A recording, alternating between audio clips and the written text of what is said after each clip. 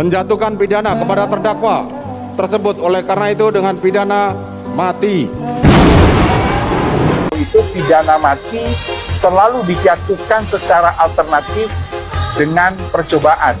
Artinya hakim tidak bisa langsung menjatuhkan pidana mati, tetapi pidana mati itu dengan percobaan 10 tahun.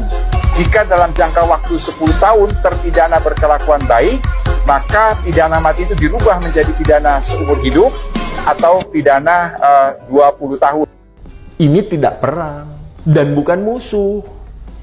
Sadis, layak dihukum mati.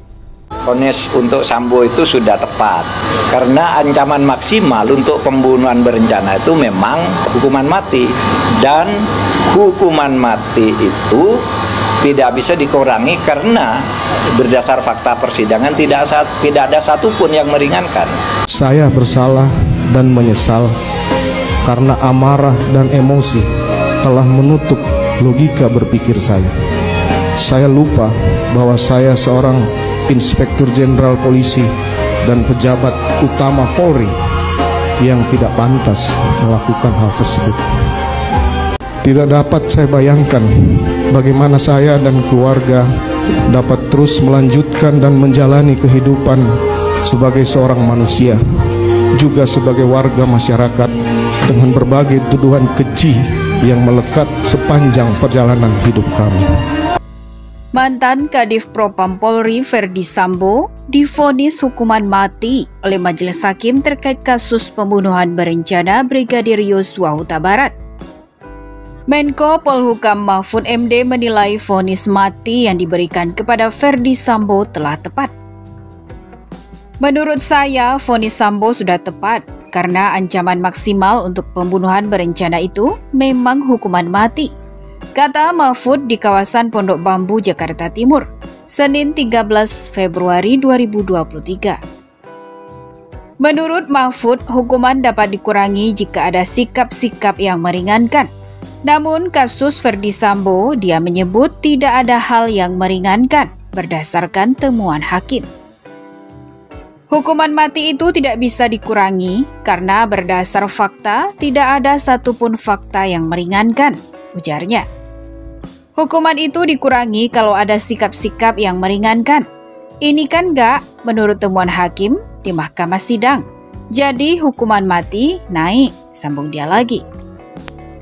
Diketahui juga sebelumnya, Menteri Koordinator Bidang Politik Hukum dan Keamanan atau Menko Polhukam Mahfud MD menyebut ada gerakan bawah tanah terkait kasus pembunuhan berencana yang menjerat Ferdi Sambo. Namun demikian, ia memastikan pihak kejaksaan tidak akan terpengaruh oleh gerakan-gerakan bawah tanah tersebut.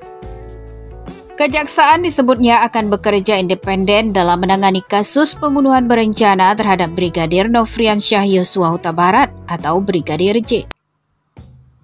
Saya pastikan kejaksaan independen tidak akan terpengaruh dengan gerakan-gerakan bawah tanah itu, kata Mahfud kepada wartawan. Menurut Mahfud, ada pihak yang bergerilya ingin Ferdi Sambo dibebaskan. Sebaliknya ada pula yang ingin Ferdi Sambo dihukum. Mahfud pun menegaskan pihaknya bisa mengamankan hal tersebut dengan menjamin independensi kejaksaan. Ada yang bilang soal Brigjen mendekati A dan B. Brigjennya siapa? Saya suruh sebut ke saya. Nanti saya punya maijen, banyak kok, ujar Mahfud. Kalau Anda punya maijen yang mau menegakkan keadilan atau kejaksaan, di sini saya punya letjen. Jadi pokoknya independen saja. Mahfud juga mengonfirmasi bahwa sudah ada upaya untuk mengingatkan majelis hakim maupun kejaksaan agar menjaga independensi dalam penanganan kasus tersebut. Pasalnya, kasus yang melibatkan mantan Kepala Divisi Profesi dan Pengamanan atau Kadif Propam Polri itu disebut Mahfud membuat banyak orang sangat tertarik.